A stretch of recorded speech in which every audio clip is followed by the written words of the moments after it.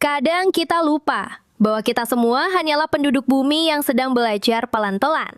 Belajar memahami diri sendiri, belajar menerima hal-hal yang tidak bisa kita ubah, dan belajar berdamai dengan jalan yang kadang tidak seperti yang kita harapkan.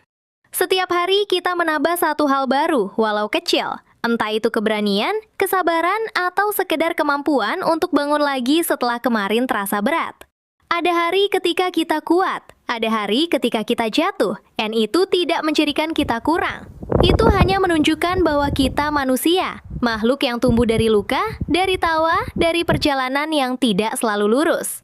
Tidak perlu terburu-buru, tidak perlu sempurna, tidak perlu memenangkan apapun. Yang penting, kita tetap bergerak, meski pelan, meski ragu, meski dengan langkah yang sederhana. Kamu tidak sendirian di bumi ini, kamu sedang belajar sama seperti yang lain, dan itu sudah cukup.